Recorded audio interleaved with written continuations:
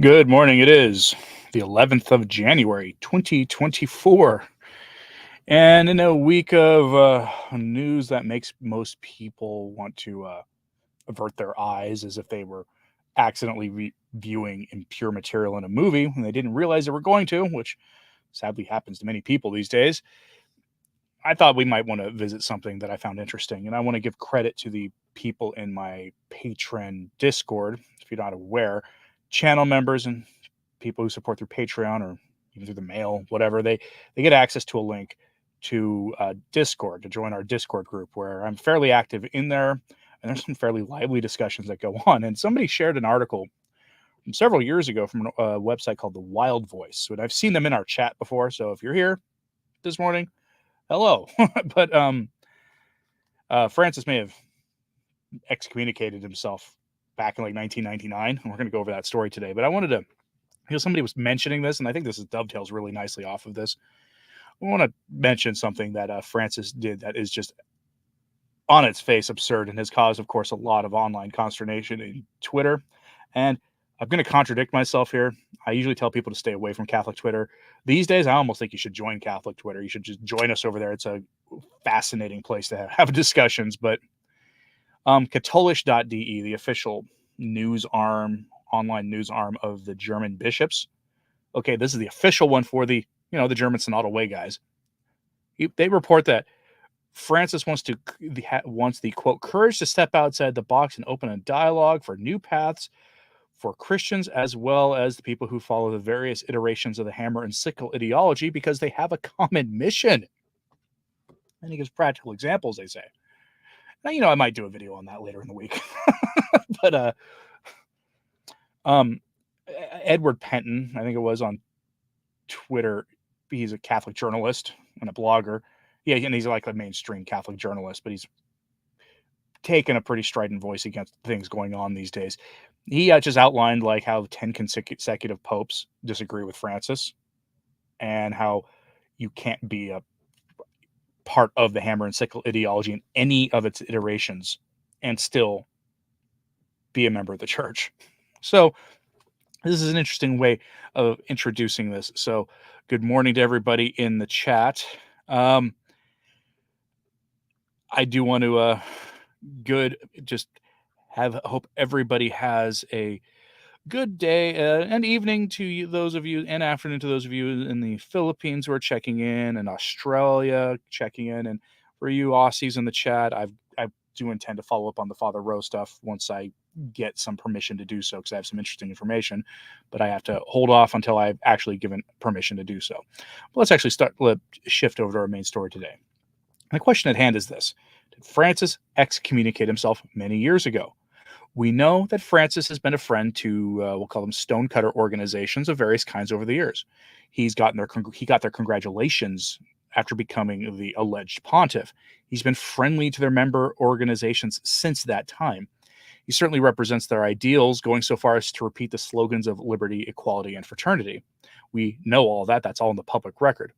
People allege that he is a formal member of such organizations, meaning that he actually went through the entire process. Now, I have personally maintained that he isn't a formal member of those organizations because he is instead the Pope that the writers of the Permanent Instruction of the Alta Vendita were dreaming of.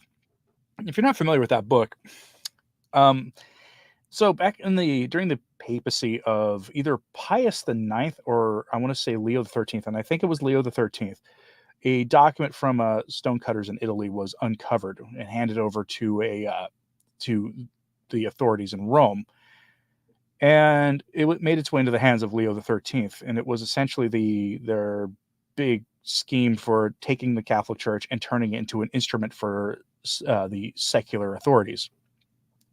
I have the full recording of it on this channel, actually. It's one of the first things I put up back in like 2018 or 2019. The audio quality is going to be garbage.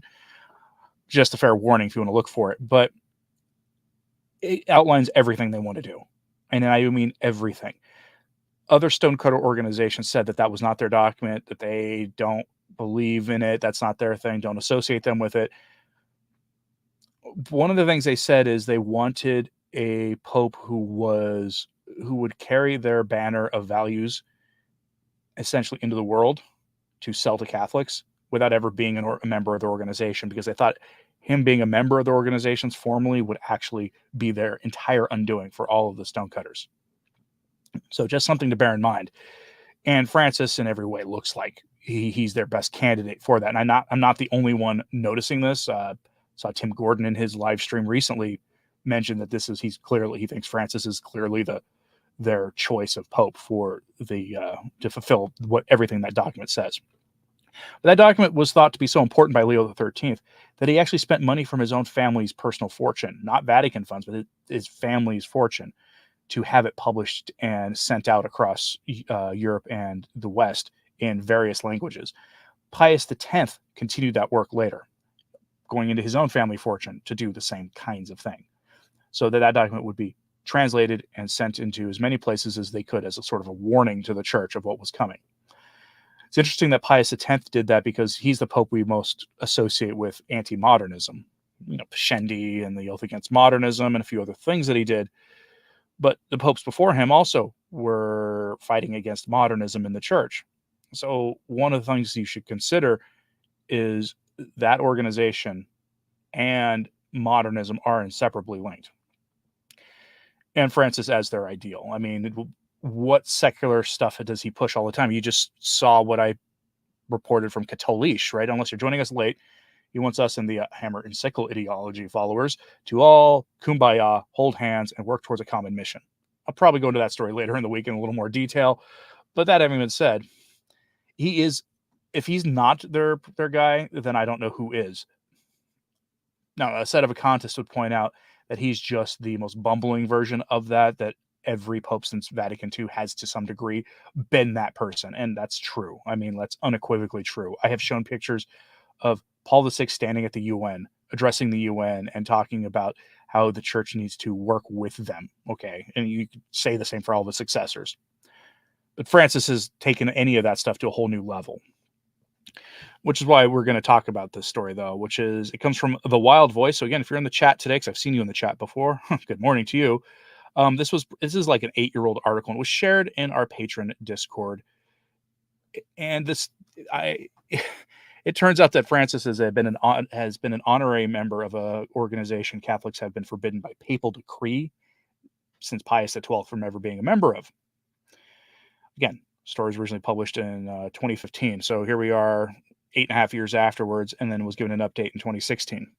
This was published there, and I thought we should talk about this because it would make everything in the church make sense. Between that's been going on in the last couple of years, especially, make a lot of sense. And I've got videos that I'm working on, like standalone videos that are not like live streams, for that will help paint this picture better for the coming days. So, but he has been a member of an organization that you are not permitted to join, and that would be the Rotary. The article goes over how Francis is actually a member of that, and most people don't even know that you're not supposed to be a member of a Rotary. I mean, like the Rotary Club. I know you're probably surprised that group might be on there. At least some of you will be. We know you're not supposed. Most people know you're not supposed to be a member of the Stonecutters, but the Rotary Club is on that list. And the article here very nicely includes the papal decree banning membership in that organization, and so we're going to go over it as best we can while following the rules of our hosts, because they don't like certain topics they're not wild about. So here's a papal decree banning membership from that organization for Catholics. It's issued by Pius XII on the 11th of January. It was published in Osservatore Romano, the Vatican City Daily. Now, that's a Jesuit publication, but Osservatore Romano is basically how papal decrees are made official, or officially publicly promulgated, is when they appear there. And it was the English translation comes from the Archdiocese of Chicago back then, which would have been like a hotbed for this stuff. It's very short. The Supreme Sacred Congregation of the Holy Office, a decree issued Wednesday, December 20th, 1950, and then made public early January the next year. The question has been asked of the Supreme Sacred Congregation whether Catholics may be members of the association commonly called the Rotary Club. After ascertaining the opinion of the Reverend Father Consultors, their eminences, the Cardinals, charged with safeguarding faith and morals, decreed in their plenary meeting of Wednesday, December 20th, 1950, as follows. Members of the clergy may not belong to a Rotary Club association or take part in its meetings. Laymen are to be urged to observe the provisions of Canon 684 of the 1917 Code of Canon Law. And on the 26th of the same month and year, His Holiness Pope Pius XII approved the resolution and ordered it published. After hearing it in an audience granted to His Excellency, the Assessor of the Holy Office, today's dicastery for the doctrine of the faith, given at Rome in the offices of the Holy Office, January 11th, 1951, signed by the then prefect, Marino Morani. You'll see here the actual printed decree from like a screenshot, probably taken from, microfilm or something. But essentially, organizations like that are forbidden because they are secretive in nature. You're not supposed to do that stuff, right? If you want, the closest you're allowed is the Knights, are famously the Knights. You're allowed to go join them. Most parishes have one, or parish clusters have one or something these days. If you want something like that, you can, and I think there's a women's equivalent for the Knights also. Of course, the Rotary wasn't exactly thrilled when that happened, but whatever, who cares what they think? But it also applies to various other groups too, right? You're not supposed to join worldly kinds of organizations that do things behind closed doors. So this is where it gets interesting. Francis was made an honorary member back in 1999. It's worth noting here, by the way, that the actual stonecutters themselves do not claim the Rotary as part of their organizations. I've seen posts of theirs also shared in our group Discord that they are actually considered to be almost like the offspring of the stonecutters, which isn't exactly helping their cause. SP says one pope's decree can be overturned by a successor. Yes, but this one never was. It could happen. Don't put anything past Francis at this point. This time. But yes. So let's go over this. He was made an honorary member since 1999. While he was still Archbishop Jorge Mario Bergoglio of Buenos Aires, he was elected to and accepted an honorary membership in that organization in 1999. This fact is proudly displayed on their website with a link, and below you will see a copy of Archbishop Jorge Bergoglio's letter of acknowledgement and acceptance to Juan Carlos Becciu, president of the Buenos Aires Rotary Club.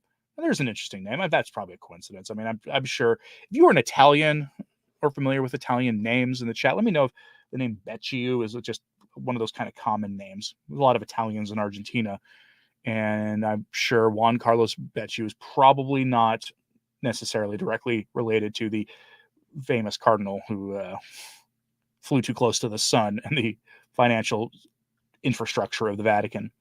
But you've got his here's the English translation of it with his signature right here.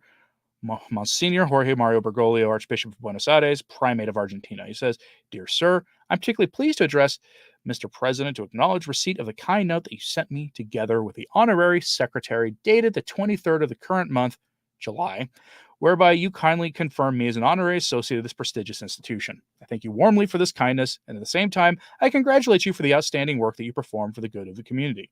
I reiterate to you the expressions of my heartfelt appreciation, yada, yada, yada."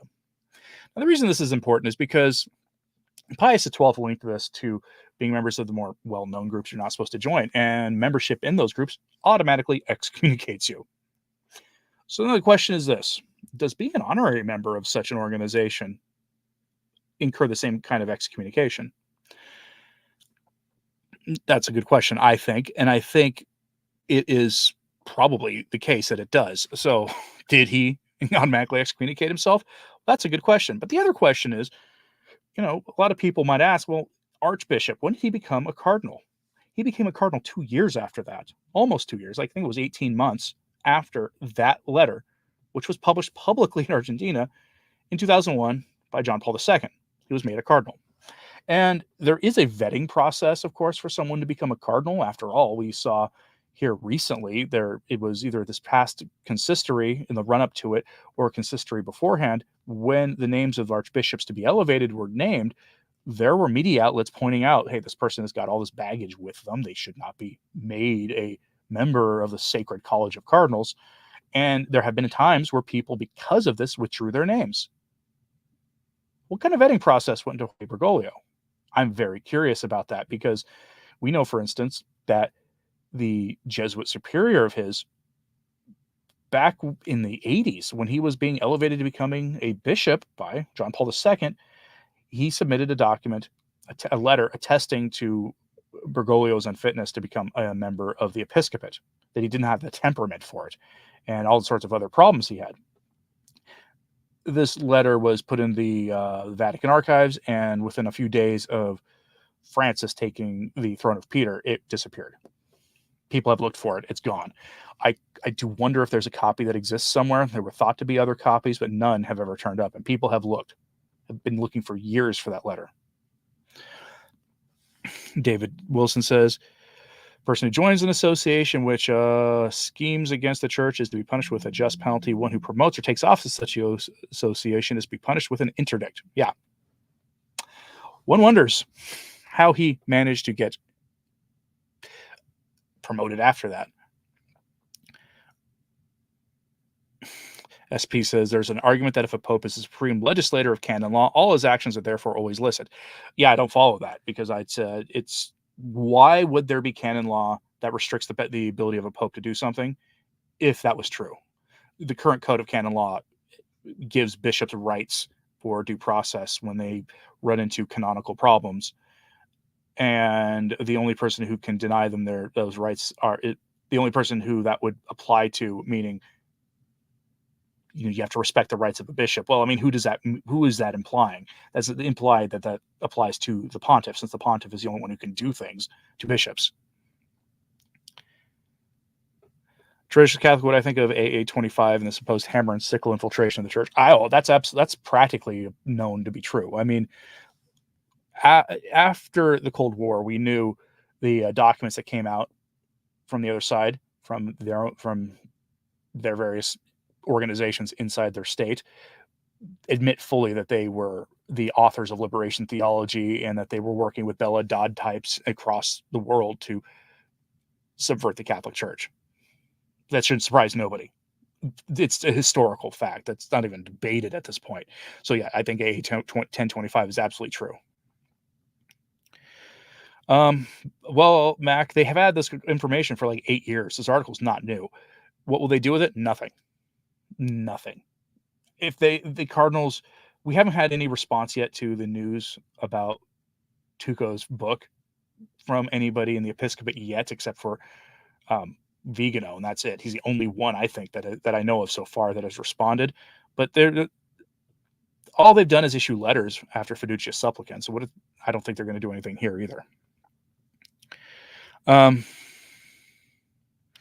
Yeah, Joe, I do remember him receiving that very questionable crucifix.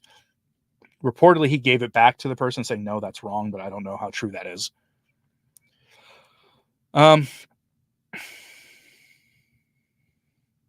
Marie says, sure, her parish had ribbons from the Rotary Club in front of their altar from their Christmas tree last week. Right. There have been many who say that Catholics can join such organizations, but that decree was never removed. The problem you may run into is that it's citations to the Code of Canon Law. It's cited a Code of Canon Law that doesn't exist anymore. The 1917 code was replaced in 1983, but okay, the decree should still be standing until it's formally removed. Other than Ivray, any reaction to Cardinal Sarah? That actually brings me to my next thing I want to talk about a little bit here. It would make, knowing that Francis has possibly removed himself from the church, or at least incurred some kind of an interdict, would it help explain a lot of the chaos that's happened. And so Bishop Schneider gave an interview recently, and by recently, I mean very recently. The translation here is a little bit bad, so I'm just going to read from my own text the translation that I had to work with here. But Bishop Schneider gave an interview here, and he talked about how the crisis in our church today is a crisis of the magisterium. Now think about that for a moment. This is a magisterial crisis, the crisis of the teaching authority and the integrity of what the church has to say about matters of faith and morals. Here's what he says in this, and I'll have all these links in my show notes within a few minutes of my video that's supposed to go live at 5 a.m. Central, which is just over an hour and 20 minutes from now. I'll have all my links there for this so you can go read them for yourself. But he says, the magisterium itself is in crisis now. Quote, In his pontificate, we have had several acts that have not corresponded to the teaching of the previous magisterium, and this is a crisis. He said that Francis's affirmation of the validity of religious pluralism in Abu Dhabi, when the Pope suggested that God not only permitted non-Christian religions but also willed them, was an example of the crisis. In another, it was the decision of the Argentine bishops to allow divorced and remarried Catholics to receive Holy Communion. In his speech, Cardinal Sarah also stated that the, quote, authentic magisterium will never disappear despite such errors. But the problem is, underlines Monsignor Schneider, that in the meantime, a lot of confusion is being created. It is a blessing, Schneider adds, that Francis chooses not to involve the, quote, definitive magisterium when introducing such innovations. Francis adopts a deliberately ambiguous doctrinal approach. But for Monsignor Schneider, this represents a substantial failure in the exercise of the Petrine ministry. The nature of the Pope's office is, as Jesus Christ said to Peter, confirm your brothers in the faith. This is his first task. All acts or words that do not strengthen the faith but are contrary to it, or weaken the faith or confuse it, are contrary to the papal ministry, because the ministry of Peter is a point of reference in the Church, of unity of faith and in governance. He agrees with Cardinal Sarah that the lack of clarity has created a cacophony of dissenting and conflicting voices. In the Church, contradictory voices among bishops are heard almost daily, and this is contrary to the Catholic faith. There's only one faith. The effect on the faithful is that they are scandalized by these contradictory voices and are confused. Now they don't know what the truth is, and this has had a very damaging effect on the whole Church. This confusion and ambiguous language, especially in the area of morality, also means that people are losing their sense of right and wrong. It is the morality of the world. The Roman Catholic Church is becoming like one of many organizations in the world, not distinguishing itself from the world's views and program. We see it. It promotes moral relativism and adopts the language of the world. The effect is also that other peoples who seek the truth, let's say non-Catholics or non-Christians who look to the papacy as an institution that provided certainty and clarity, can no longer orient themselves towards Rome. We can therefore hardly blame the new generations of Catholics if they increasingly turn to tradition, where they find beauty and truth expressed in a strong way. End quote. That's the closest you're going to get to anybody speaking up in defense of Cardinal Sarah, at least yet. Some people downplay how much influence that Austin Ivere has. So I want to remind you that this is someone who can get personal meetings with Francis anytime he practically wants, because he's the papal biographer. At least for the English-speaking world, he's practically his sort of mouthpiece. He's the one who caused a headache for the Latin Mass societies of the United Kingdom, because he just reported Latin Masses in his areas for not quite following Traditionis Custodes to the letter. He's become kind of a legend in that, in fact, locally. So don't downplay the influence that Mr. Ivere has. He is not your typical lay person. He was the one who was in charge of or heavily involved in the drafting the Continental document for the Synod of Sin going into the October sessions, and I believe he was there at the October sessions. This is somebody who has a lot of pull in the Vatican. When he accuses Cardinal Sarah of essentially schism, take it seriously. All right, folks. Let me know what you think in the comments here. I do want to remind people that we do have an amusing story coming today in my news video. And I say amusing because I'm enjoying watching Francis reap the rewards of his own actions with Fiducia Supplicans. So the news video that'll be going live in just over an hour is worth your time in that regard. If you are watching this later, then it's, watching this live stream later after the fact, it's worth your time to check that video out. If you haven't already, it's going to be amusing.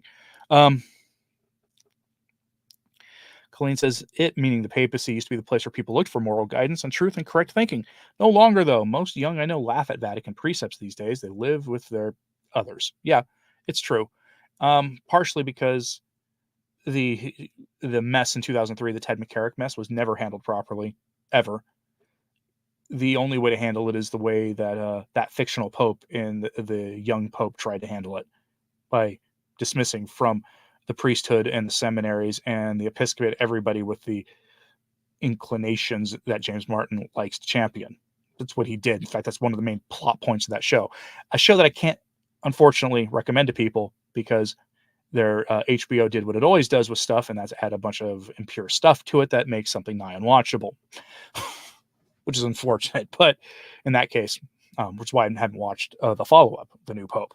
But That's what it would take.